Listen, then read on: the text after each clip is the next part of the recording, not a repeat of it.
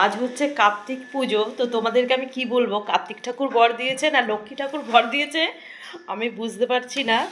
মানে আজকে খাবারে খাবার জানো তো। আর তোমাদেরকে আজকে আমি দেখাইনি সেই ভিডিওটা। তো আজকে কিন্তু আমি সকালে রান্না করেছিলাম, সকালে কি দুপুরের জন্যই রান্না করছিলাম, হয় কি বলবো তোমাদেরকে, বাঁধাকপি।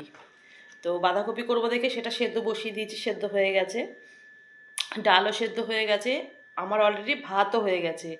তো হাজবেন্ডের মানে অর্ডার, উনি একটু ফ্রাইড রাইসটাই ভালো খায়, আর এখন চিকেনও সেরকম খায় না। তো হঠাৎ করে মানে কালকে যেহেতু চিকেন এনেছিল, ছেলে আবার ঘুরে এসছে, একটু হালকা পাতলাই কালকে রান্না করেছে, চিকেন টিকেন কিছু রিচ কোনো কিছু করিনি।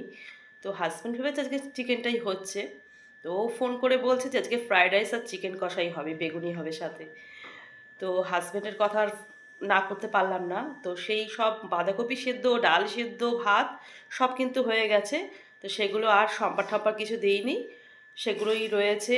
এইদিকে আবার দুপুরে তারপরে ফ্রাইড রাইস চিকেন কষা করেছি, সেগুলো রয়েছে দুপুরে খাওয়ার পরে। আবার এখন হাজব্যান্ড গেছিলো হচ্ছে কার্তিক পুজোতে, নেমন্তন্ন ছিল একজনের বাড়িতেই। তো সেখান থেকেও দেখো, এই দেখো আমার হাজব্যান্ড এই যে পার্সেল নিয়ে এসছে। মানে কালকার আমার রান্না বান্না বোধ আর করতে হবে না। আর ফ্রিজ আমি এত খাবার রাখবো কী করে, দেখো এদিকে মানে চিকেন ফ্রাইড রাইস রাখতে হবে, এদিকে বাঁধাকপি ডাল ঠাল ওগুলো তো ঢুকিয়ে রেখেছি।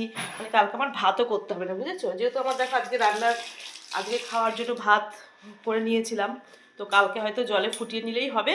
মানে লক্ষ্মী ঠাকুর পুরোপুরি একদম ভর দিয়েছে আজকে আমাদের। তো এই দেখো হাজবেন্ড কার্তিক পুজোর প্রসাদ এই দেখো নিয়ে এসছে, এটা হচ্ছে বিরিয়ানি করেছে সয়াবিন আর আলু দিয়ে। এই দেখো ভেজ বিরিয়ানি দুটো, এই দেখো দেখেছো। আবার সাথে এই যে পায়েস রয়েছে, এই যে এটাতেও রয়েছে। এই বাবা চাটনি সব পড়ে গেছে দেখো কত, সব এই যে সাইডে পড়ে গেছে। মানে লক্ষ্মী ঠাকুর বর দিয়েছে ওর জন্য, মানে খাবারে খাবার কালকে বোধহয় আর আমার রান্নাই করতে হবে না।